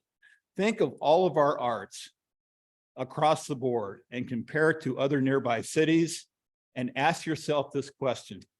What would Webster Groves be without the arts? What would this town be without the arts? The arts bring in thousands of residents, visitors, and spending. It provides jobs and significantly impacts city revenues. The arts touch and benefit every single resident and every sector of our city. and brings us together as one community like no other force. I simply wish to learn where council stands on this question. Simple. I will respect and abide by your position. You won't hear from me again on it, which I'm sure makes you very happy. I look forward to your call and response this week. And lastly, the second steeplechase walk is this Saturday, July 22nd, Old Community Baptist Church. 7:30 in the morning, is that what you said? Okay, 7:30. Thank you. Does anyone have any new business? We're gonna go ahead then with our unfinished business. Councilwoman Hickson Shepherd, could you call for the third reading of Bill number 9231, please? Yes, Mayor, I'd like to call for the third reading of Bill number 9231 and its subsequent adoption. Second. Bill 9231, third and final reading, an ordinance granting a conditional use permit to Different Dynamics to allow an educational facility, School for the Arts use on an approximately 1.67 acre tract of land in an existing structure at 45 West Lockwood Avenue in the D Commercial District and matters related thereto. Is there discussion? No discussion. Let's have the vote, please. Councilmember Bliss? Yes. Councilmember Franklin? Yes. Councilmember Smith? Yes. Councilmember Alexander? Yes. Councilmember Richardson? Yes. Councilmember Hickson Shepherd? Yes. Mayor Arnold? Yes.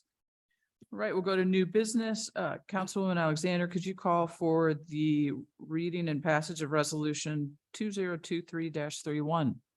Yes, Mayor, I would like to call for the reading of resolution number 2023-31 and its subsequent adoption. Second.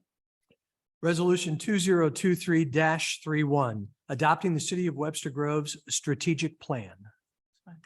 All right, we do have some time for discussion. I know Councilmember Bliss, you have some, so please go right ahead. I do have some questions. I am just curious, I reviewed these documents we did and we discussed the last meeting and then I compared them to where we were today with the strategic plan. And I'm just curious, how did you interpret or how did you move forward with our comments from that meeting? Thank you, Councilwoman Bliss. So that hasn't fully been done. So my plan for that is to have conversations again with directors, allow them to have conversations with their teams. So all of the feedback was certainly received. And the plan, as you all know, is a fluid document, which I certainly did glean from the conversations council had. So we will develop tactics to go along in timeframes with the various strategies that were on there. So we will continue to update that and share it with council and also update the document on the website as well. Okay. I just have two related questions. I know we had mentioned maybe regular timing for revisiting this document. Will we do that based on a time frame or just achieving certain goals, or how do you foresee that? And I'm sure we can all talk about that a little bit. I think that's a great question. Part of me wants to say as we reach certain goals, because the different departments are going to have different timeframes that make sense for the goals. You know, when do we finish the comp plan? The police department with many of their CLIA objectives, for example, they're going to have different timeframes. However, it's also a little cleaner to say we'll present and see where we are every 6 months. So let me work again with department directors on that and see what makes the most sense. However, at any time, and I know council knows this, but share for the public as well, council can ask for an update on any of the objectives and where we at any point in time. And some of these we'll see in process because they come to us. Yes, yeah. As per, but the ones we can measure, I like to see measurements and metrics presented. And I just had one other quick comment. The sustainability plan is referred to a few times as Forever Webster, and we need to add Groves to that where it's mentioned. So will there be a rollout mechanism for this now? Or is it just there? So one of the things that Councilmember Bliss and I have corresponded on is the idea that we find some visually appealing way to present this. And I personally think it's an excellent idea, and I would like maybe to think about rolling out after we have something that, I'm afraid if we send out this document, it's gonna land kind of with a thud because people don't want to wade through it necessarily. Yeah. And if we can find a way, I think, to present it, that it at least gives the guiding principles, the values, and then, allows people to, In a condensed way. Yeah. yes. I guess, I've always been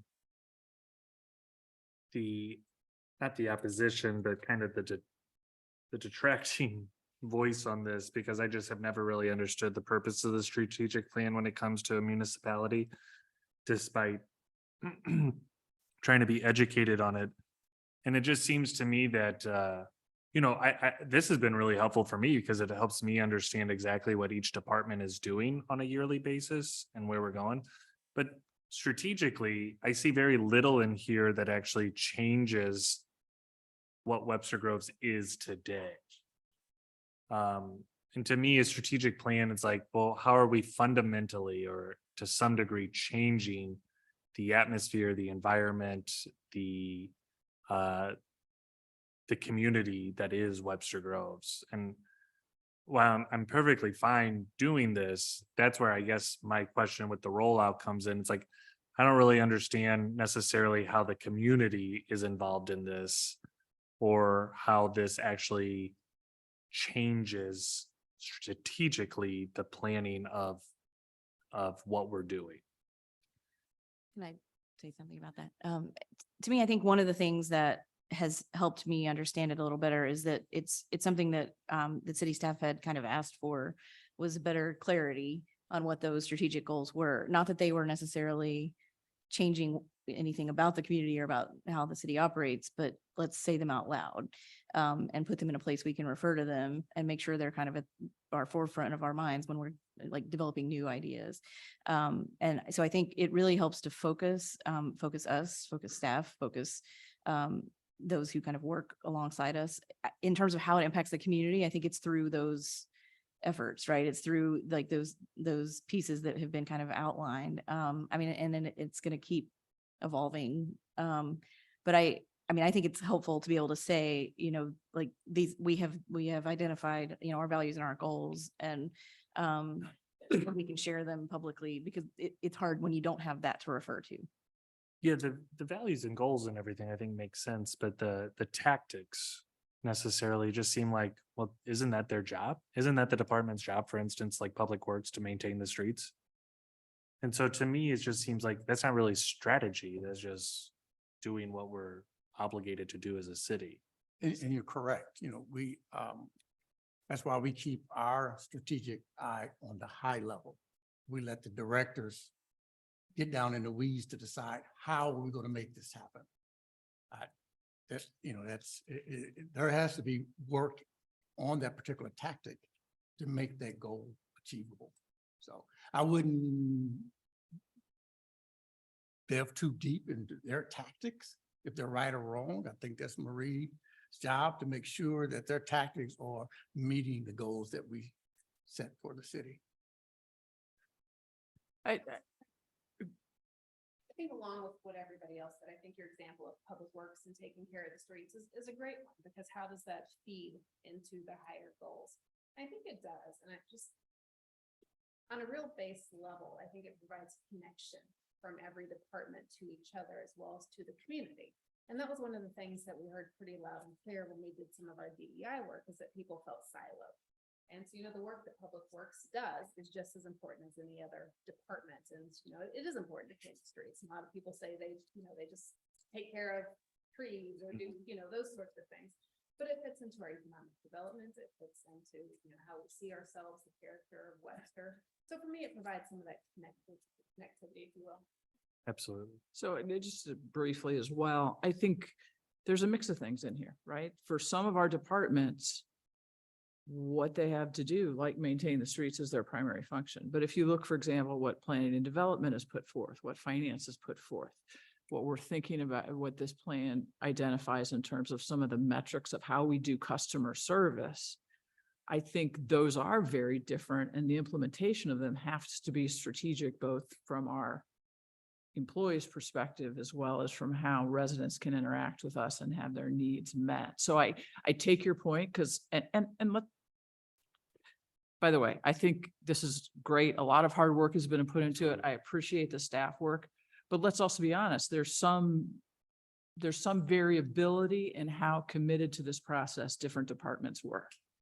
And we need to recognize that. And part of what you're suggesting reflects that, you know, maybe there were some that didn't think as deeply about it as others. But what are the repercussions if we fail to abide by the strategic plan? Say it again. What are there repercussions if we fail to abide by the strategic plan? That's our job, to make sure we do abide by the strategic plan. Anything that's brought before the council for decisions, it should somehow, some way touch the strategic plan, our goals and objectives. I mean, fundamentally, what are the repercussions for us if we do or don't do anything? I mean, Citizen could sue. citizen could sue, we cannot get reelected. I mean, it's the same kind of thing, you know, this is, in my mind, as much of us, as Sarah said, communicating with staff as well as communicating with the public about the direction we think the city is going. And if they don't like it, then, you know, they've got a ballot that they can use the way they want to use it. We're being accountable for what we're here for. If the question is asked, where is the city going? We have a document that you can point them to. And there's us as council, we make sure that that document is being adhered to.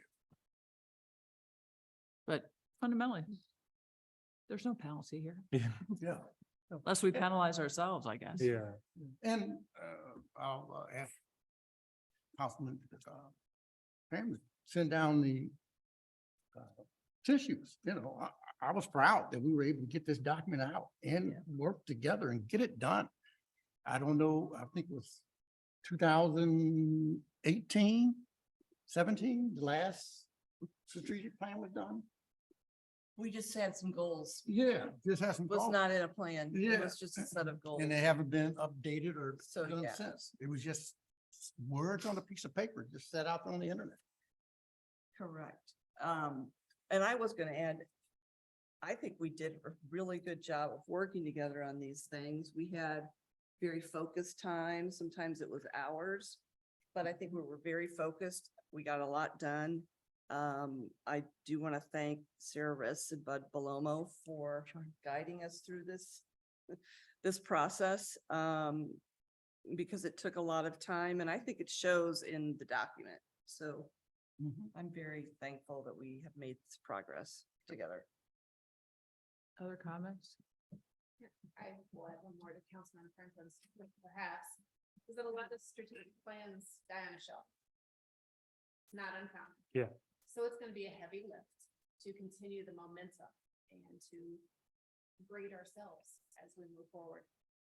It just seems like, you know, we did, like, as Councilwoman Bliss said, we spent a lot of considerable work, not only from a council perspective, but from a staff perspective on what we asked of staff to do in doing this. And I just question whether that time could have been spent in a different format that would better serve the residents. You know, by us using the subcommittee format, I think we got a lot done. You know? And I'm just saying that, you know, without it, working for 1 hour before the regular meeting, we wouldn't have accomplished what we did. Absolutely. And I Yeah. participated and I applaud the work that was done. My comments are not a detraction from what the final product. I think the final product is very solid. I just question what it does now. So I think the question of whether it was worth the time, it's premature to ask that question. Let's ask that question in a year. Let's ask that question in 2 years, because really all we've done is prepare ourselves to do more work and help staff get prepared to do more work. And if we don't do that work, I agree with you. It's time wasted. So I think that's a good question for us, you know, to ask 6 months from now, not 9 months from now. I a think year going from back to now. your original question, which is when do we review if anything's been done? I think it's our responsibility to ask city management, where are we on this goal? What have we done? You know, I just, I don't want to belabor the point and I apologize, but it just seems to me that if we look where Webster Groves is heading and where this community is heading in the next 10, 15, 20 years, even just 5 years, we have a state legislature that is wackadoodle. We have rising issues between the county and municipalities. We have rising issues between municipalities. That to me seems to be the strategy that we should be concentrating on. And that we should be trying to effectuate to ensure the longevity of Webster Groves, but also the fiscal stability of Webster Groves. Because frankly, I mean, we've been fortunate because of the hard work of our staff and the leadership that we have, that we were able to get through COVID and that we were able to ensure that we are getting closer to a balanced budget. But these budgetary issues are going to continue to rear their ugly heads every year as a result of the way that the structure of our community is formed. And I mean that as a regional more than just Webster Groves. And to me, that seems to be the more fundamental issue from a strategy standpoint that we should be looking at. I think that's interesting. I think that a lot of the tactics are based on what staff can do, right? Like each department took the tactics, but we had things in the levels above tactics that are more on us, like partnering in the region and being an example in the region. And maybe there's some tactics that like we over time will need to add to this and as if we're a department kind of thing, you know, because building those municipality relationships isn't necessarily the purview of one department in the city, but it is, you know, us as a city government to help with I that. think I'm going to jump in for a second here and say, you know, to be honest, I haven't seen a lot of you in many of the regional organization meetings that we have access to that help some of those relationships get started. And so I do think it's important to get to know some of these people and some of us are having some of the conversations that you're talking about, David. So I do think it's important. I think you make a great point that it's not part of this strategic plan, but this is the strategic plan within our city. You're talking about something broader, which is equally, if not more important. I definitely agree with that, but we can't accomplish that in a single strategic plan for a single city. We do have leadership as a value that we talked about, and we refer to being a leader in the region. So, you know, that is, we had conversations about more connectivity. So. And as we move on, maybe we decide to put some tactics along that, you know, increase Right, yes, participation yeah. or whatever. We also have creativity as part of our Correct. hire. So, you know, it might not be a tactic, but it's, you know, A value. a value and a foundation to this too. And also going into this, I just want to highlight that like, we're doing a lot of things right as a city. So this isn't necessarily a document of like all the stuff that we have to change because everything has to be changed. But I mean, shoring up the stuff that we're doing well and adding things where we can to improve. I think that the tactics help kind of strike a balance with that, like, you know, keeping going the way we're going and then also leveling up too. Yeah. And thankful to Mayor Arnold, too, the last 2-3 weeks, she's in her email saying it's something we need to keep an eye on. And Yeah. just by doing that, I went to the state legislators page. Oh, I can get any updates about this anytime I want, you know, and I signed up for it. Right. And every time something happens with that particular bill, I get an update. So I, you know, thank her for that. And I think those are some of the things that we can do as a council, just be up to date on those things that are going to affect the city. All right, is there further discussion? Let's vote on this. Oh, yes, city manager. We were so close too. So close.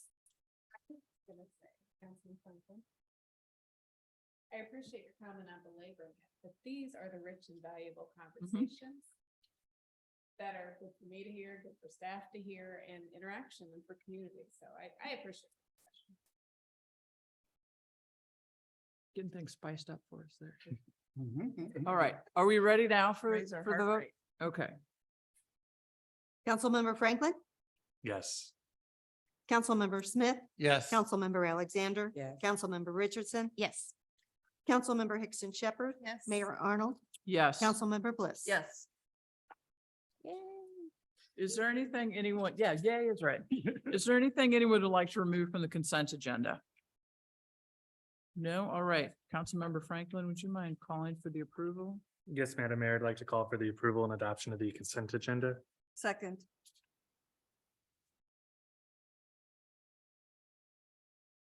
Councilmember Smith, Yes. Councilmember Alexander. Yeah. Councilmember Richardson. Yes. Councilmember Hickson Shepherd. Yes. Mayor Arnold. Yes. Councilmember Bliss. Yes. Councilmember Franklin. Yes. All right, we have made several appointments to boards of commissions. Melissa Wilson to the Board of Adjustment. Karen Anderson to the Sustainability Commission, provided she agrees. Emily Horton to Green Space Advisory, Hillary Perkins to Historic Preservation, Frederick Tully to the Library Board, and Janine Harris has been reappointed to the Library Board. How much time do you think you need? All right, how about if we finish up our work session topic here? And then we will move on. I know we do have a closed session this evening. I didn't mean to be flippant with the council, but it's a good reminder for us all. Yeah. So thank you. So this are expenditure spotlights is where we're coming in at next, looking at our spending. So this is the general fund department programs. There's 2 pages here.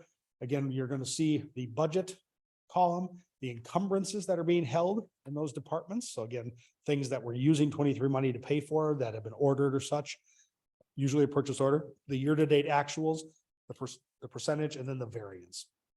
So you want to point out, you don't have individual pages. There's all of the line item data for every department is in this document when you go through it for every account. But you'll notice like city council, you have a variance where it's saying you're $12,000 over budget. That would be, I believe it's the marijuana election. That was about $16,000. That wasn't budgeted. We didn't know we were going to have that opportunity. We built the budgets. There wasn't in the budget. So obviously that expenditure was made consistent with your action, but that's why you're over budget in the city council budget. The bottom line number is what matters ultimately in fund control for us. So the bottom line number of the general fund, of course, is in surplus. Just looking down, the big one is going to be in finance. $30,000 over budget. You can almost line that right up with the electric and the gas bills. We're centralized in the city. So if you look, the finance department is obviously not $1.2 million worth of accountants and people. That's the centralized spend for utilities for the city and such in that location. But look at the variances that some other areas on savings. Now, in raw dollar numbers, that's not big. If we look at police, fire operations, $240,000 of savings under budget. In police, that's still 95% of budget was expended there. So the raw dollars sometimes will give you the scale. So we look at the percentage as well. But again, we look at those and those potential savings. And then you look at some really, really close departments that are really coming right in around the mark. Municipal court is about $9,000. Human resources about 15 this year. And some of those numbers will change a little bit as these last final bills from 23 come in and get paid out. We'll go to the next page real quick. So here you see a little change in the variances. You'll see Public Works obviously is pretty closely budgeted. Parks and Rec, we do have a couple of our lower variances here. So you're looking at the amount budgeted versus what was spent. So you'll be able to see each of those programs for those watching at home. The Parks and Rec is a department. So there are programs within that. So the ice arena has a budget, the fitness center has a budget. And so we pay people out of that. I'll use fitness center as an example. Much of that savings was in part-time help in the fitness center, not affecting that line item. But again, here's something we should look at, right? When we make this next budget, we now have a post-COVID set of data about this variance. Do we have a pressing need for it? We always can come back and add for needs that are necessary. You have done that many times in the budget. Do we put that in the front end or not? And so that's not taking anything away from any department. You see park maintenance was at 120%. So all the variances are around, but this is important data that we have to help us sort of gauge to your point about the strategic plan, the budget is a plan. How is the plan being implemented and affected? And this is a metric we can use for our budget. And really, actually, this is one of the metrics we'll talk about in finance for the fiscal integrity piece. It's not just creating revenue and such, but how do we have integrity about the use of the money once it is in the public coffers. Going to just walk through the extra, some extra items here that I've highlighted before. This is electricity. So far, we're at 107% of budget. So you can see $417,000 and 23. So we're spending more on electricity than the other people are. That's a good point. Yeah. Well, yeah, who knows? We have natural gas should be next. There it is, 130% of budget. So there you see the cost of natural gas. So we made some up in the gross receipts, but we also had to pay as a user of natural gas, more for natural gas. So that will continue to be a piece of impact for the budget. We've looked at fire overtime and police overtime, so I want to spend a few moments on these slides, and obviously you can see the growth in overtime as we've moved, across 5 years. This is a 5-year trend chart. This is obviously the high year, last year. If you remember back, and folks, you can look on at home on the PowerPoints that we put up, our trend in Q3, so just 3 months ago, was to be at about $66,000 over budget in this item. And so in reality, despite all other things, this is a matter where policy has affected the budget. And so the change in minimum staffing requirements, really, you could see that trend immediately change. And now if you notice, we are at this point, payroll should be done now for this year. We're just a little bit over budget by about 9,000 in the overtime line.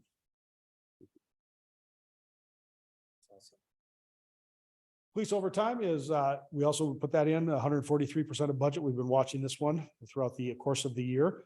Police are still under budget, but of course, overtime, it was over budget. Yes. Question. So the police overtime, a lot of that is the grant related patrols. I'm sure Chief Curtis would call it something different. When we get reimbursed for those grant funds, what budget line is that for that? I think we're putting those in the grant fund if we're correct. Yeah, so we put them in the grant fund, and then we make a transfer over to the general fund since we're paying out of the general fund. So Against this analysis. it's not against this analysis. This is the spend. So the grant revenue comes in and goes to the revenue side of it. So. Do we budget in the expected grant revenue from those? I don't believe so. I don't believe we have historically budgeted it in the revenue line items. So in some ways, this is not a real true reflection of where the money's coming This is from. not, or this going. will not show where the money's coming from. This is literally just the overtime going out. So across all the. So I shouldn't arbitrarily say that the police department had 163,000 of overtime, but Right. some of that was reimbursed. Absolutely, yes. That's correct. But it was still low. But it's still Yeah, overtime. it's still yes, overtime, yes. but I'm just saying there's something that was going to Sure. set that. expense off. So I did not prepare the 5-year statements at this point because we're still waiting for some more true numbers to be able to give you those and the estimated closing fund balances. Obviously, the general fund has improved even over the numbers that we just worked with for adopting this current budget. We are going to see improvement in that regard. So the fund balances will go a little higher, we believe, in the general fund. I should have them out next week for you all to be able to see those estimated numbers again. But, obviously, all of this changes over these next couple months as we go through and make journal entries and changes. I have two questions. So Yes. when we get that 5-year projection, it's time for us to sit down and make more decisions. Yeah, so, and this is where I was gonna be a Senate Councilmember Bliss, because if you remember the budget, this budget is a great change from where we started at, right? I mean, this is really, as you said, incredible news. It's still ultimately to the structural questions that Councilmember Franklin brought up, doesn't change the fact that our revenue growth is still slower than our expenditure growth. And so we are still going to be every year, just as the county's talking about, different scale, but the same functional issue is that those two lines aren't meeting yet. They're closer, much closer. We've made great progress, but we still have a fundamental opening deficit to figure, what we call an opening deficit each year in the structural deficit. And one other question on the utility tax revenue. So we're taxed on the utility, what we use, I'm using Ameren, for example. So as the community go solar, we're only taxed on the amount that we're billed from. That's correct. So that's something we need to look at. in the So, future. yeah, historically, I mean, we are encouraging people obviously to have solar and such, and they're going to be creating their own power, but that will affect that piece of a revenue line. Yeah, and I'll just say, I did go solar. Yeah. And We like our 7% back, so. so my bill for this period was $6.93 compared to I think it was $187, $197 the same period last year. So I think that tax was only like there's some kind of flat tax the city get, and then there was some kind of $1.44 that the city got. So that's something that we need to keep our eye on it's a good thing, but it can impact our overall income in that area. And there's the old line about death by 1,000 cuts, because it may seem very, very small, but it goes every time. Cigarette tax is a great example of that, right? Cigarette taxes were, it was a bonanza of funding at the beginning of those being put in, because the smoking was still a much more a common thing than it is now. And as we've gone through the progression of public health messaging in that, now you see a total almost change of that. And really, there are those sin taxes, as we call them, are they still effective? Because we're at such a change in the social welfare, and now take that back to the budget side, that's a diminishing return on that item. Quarterly investment report. I provided each of you with your investment report. Mr. Donovan is here to answer any of your questions if you have them, but I'll give you the highlight overview, excuse me. Total investments is about 24 total investments and cash, $24.7 million. So that's the amount of money in the bank, as we say. Of that, 12.072 is invested. Our liquidity is at 52%.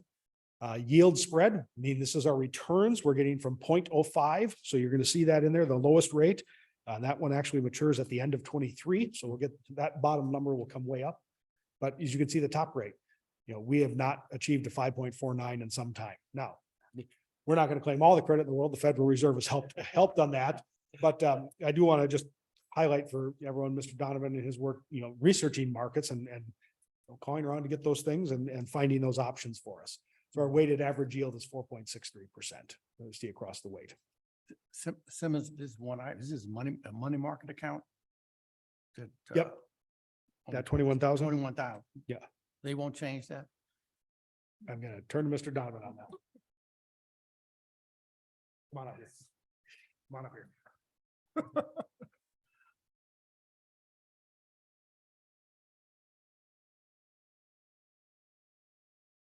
I haven't pressed them on the matter. Oh, okay. It's not a large amount, but No one is offering. So with US Bank for our insured cash sweep, we were at 2.55 the last time I presented to you, and I called them up and said, you can do better. And they increased it to 4.5. So, it's probably just a phone call that I haven't gotten around to making. give them a call. Well, because they got 3.2 million coming up in October. That is true. And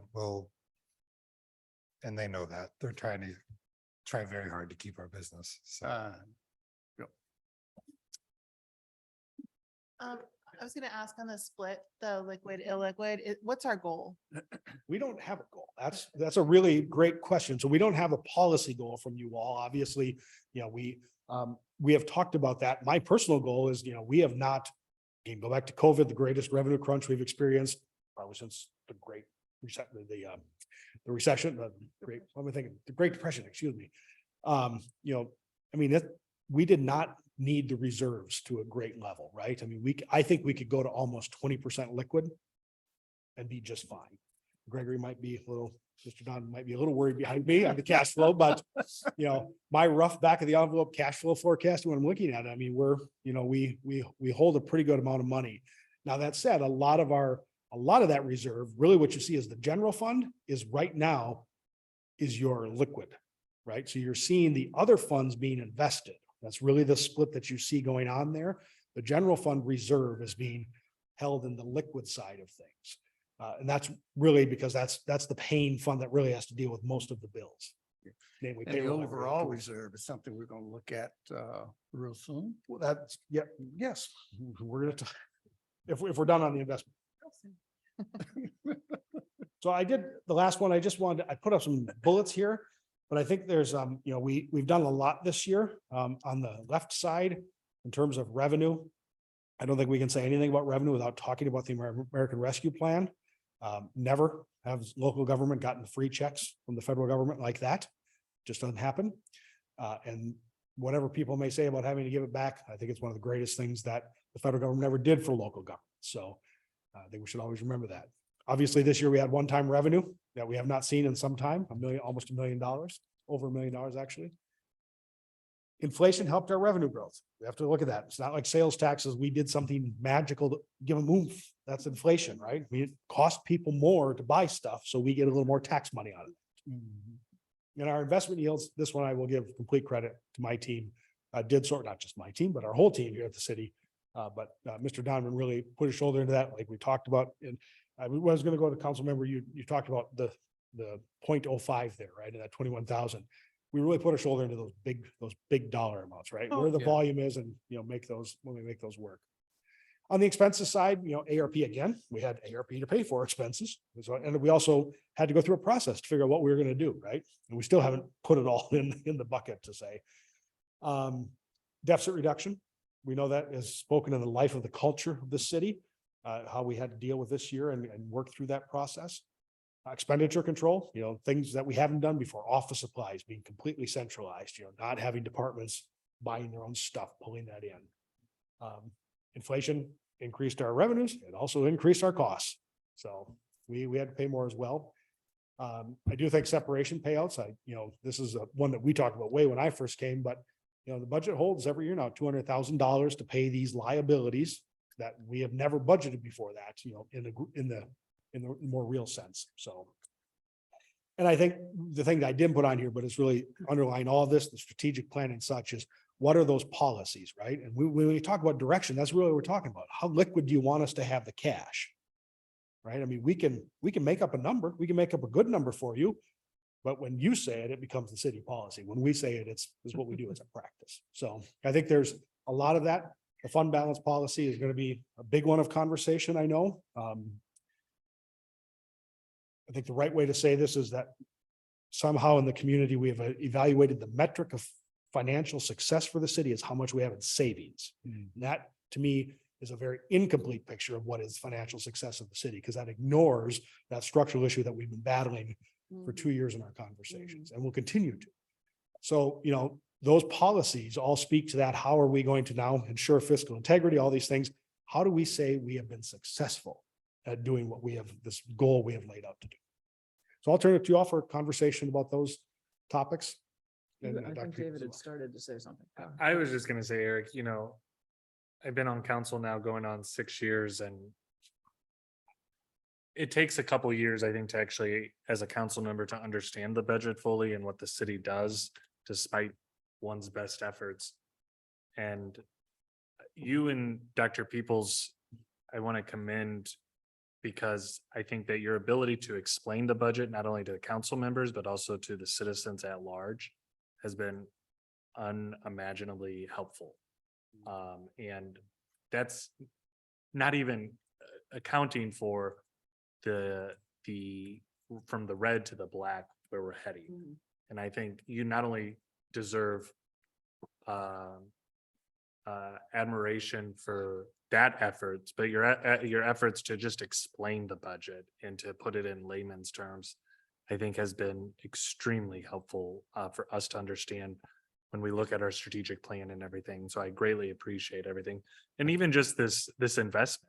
I mean, this never came up prior to you and Dr. Peoples coming here. And I think this just shows that we are attempting to use taxpayer resources to the best of our ability, and just being able to put this out in the public and explain it to people in a clear and concise manner that is digestible to the masses has been extremely helpful. So thank you. And it all goes back to the strategic plan. Okay, we've had that conversation. So I'm going to put David's compliment to the test here. I agree with it 100%.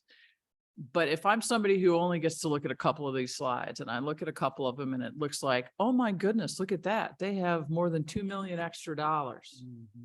And I mean, the word extra would be what the statement would be. What's the elevator speech that explains why that's there and why we really don't have extra money? A city budget is just like a family budget. So you have extra money from something, you got your grandmother's will or such like that. That is not what you'd use to pay the rent and the car loan and your food bill and your clothing bill. For the city, that's not what you use to pay salaries that are ongoing every year, and you pay for all the equipment that you need every year and for the furniture in a room and such that you need to replace every year. Those ongoing costs and those one-time monies should be segregated, right? And that's what you use to do the one-time things in the city. We're talking about how do we improve the park system in such a way? Even that, you can make the argument. I'm stepping off the elevator pitch, you can make the argument that longer term infrastructure costs, how do you account for them? But the point being is that much like you receive extra money, what do you do with it at home if you get a will, get a bequeath? You find a way to invest that and put that to work towards a goal, right? The one towards that goal, not into your everyday living costs. So. Great. Well, you guys did an excellent job. I mean, I can't say enough about it. Like I said, we learned a lot from you and Dr. Peoples about the status, financial status of the city. But I will tell you that in the process of this coming year, I will be making the verbiage of disaster recovery. So that you'll know, if something happens to this building, what will we do? Right? We have insurance. Well, how? What do we do in between? You have a patent, you need a place to go. That sounds like a continuity of operations plan. I leave that to the chief and the manager over there. Moving to the new fire station. All right. In the interest of completing our meeting tonight before it turns into tomorrow, I thank you very much. Gregory, thank you. Appreciate you being here as well as all the good work that you've been doing. I believe we now need a closed session. And I believe that the city attorney will tell us under what. Under subsection 1 and subsection, I think it's, look away.